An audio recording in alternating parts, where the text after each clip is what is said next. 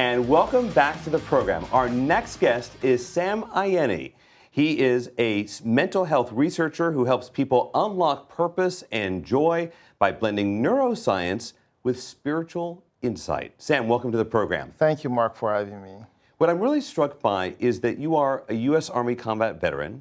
You're now an author. Here is the book that you've written, Cracking the Business Mastery Code, From Hardship to Hope, Lessons for Growing Up with Scarcity. Let's talk a little bit about that hardship. U.S. Army combat veteran, you had a life-altering moment when you were in Afghanistan. Would you mind sharing? Yeah, so we were going to our HQ headquarters for my battalion and taking my commander, my unit commander. And 3 days before that, one of my buddies had been killed by a command pole IED. But because my commander felt like we had to retaliate to the enemy, so he sent more than necessary mortars to the nearby village where the wire was pulled. But what happened then was the higher-ups, the top brass, asked them to come and give account of what happened. So we were going to the HQ, and then he decided that, okay, he was going to protect us. He's not going to have any one of us get killed by the same thing. So we were going to inspect every covert along the way. So he dismounted with one of my friends, one of my close friends, who is a scum guy, the 6 Romeo. And then they were going to go and inspect that. But what happened was from 9 o'clock, RPG was shot, and my friend was down.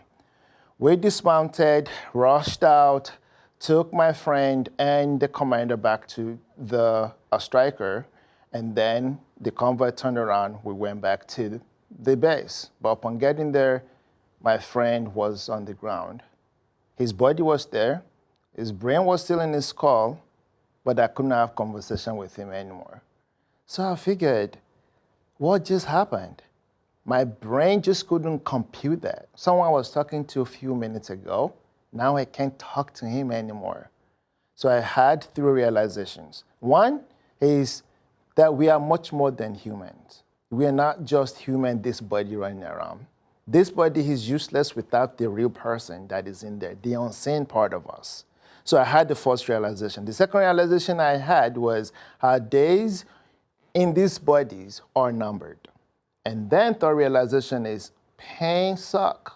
Pain is inevitable. We can't run away from it. But from this realization, I had the question, okay, if I'm not just mere human and my days in this body are numbered, and pain is inevitable, how do I live the remaining days I have on this earth with purpose and fulfillment and happiness, while I'm also reducing the days that I suffer and go through pain? And so you're now a mental health researcher. How are you living with purpose? So how I'm living with purpose is intentionally creating the outcome that I desire. So what is it that I actually desire to see in my life?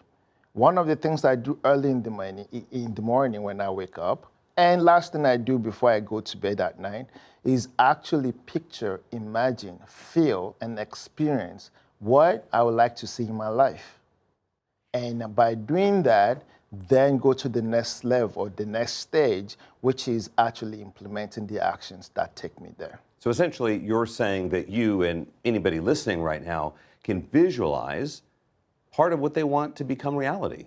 Yes, everyone can intentionally creating the outcome they desire out of life. The hard part is actually determining what is it that you want. Mm-hmm. Most people, especially my clients, millennials, don't know what it is that they desire out of life. Why don't they know? They don't know when I ask them, what is it that you desire? I actually have a client right now that he's a millennial, he's a Christian, and he's in his 30s.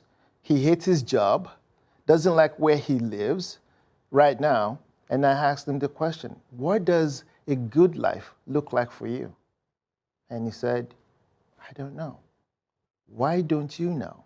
So that is where I begin with most of my clients, is actually help them to determine. How what do you is do it they're that? doing. Give me one tip. If somebody watching is saying, oh my goodness, that sounds like me, what is one tip that you could give them for them to help find their purpose? So the very first thing that I ask my clients to do is what I just say that I do, right? Is before you go bed at night, actually lay back and visualize what a perfect life look like for you. What would you be doing? Perfect or fulfilling? Fulfilling, both, right? So if a miracle happened overnight, right? And you wake up tomorrow morning and your life is changed, what would that look like? What would that feel like? Can you imagine that? If you can imagine that, then you can start to actually change your life. When I think you're making a distinction, I would like $1 billion from the lottery, so I will lie awake thinking about that. But you're not talking about financial success alone, you're talking about fulfillment. Yes, fulfilling, where every part of your life, you can look into your marriage. If you're married, you can look into your career, you can look in your family, you can look in your relationship, you can look into your community, how you're contributing to your community or maybe to the society at large and feel fulfilled that you're actually doing something with your life. And if our viewers want to reach out, how do they find you? You can go to my website, abetteroutcome.com. Sam Ayeni, the author of Cracking the Business Mastery Code, From Hardship to Hope, Lessons for Growing Up with Scarcity. Thank you so much, sir, for joining us. Thank you so much for having me, Mark. And we'll be right back.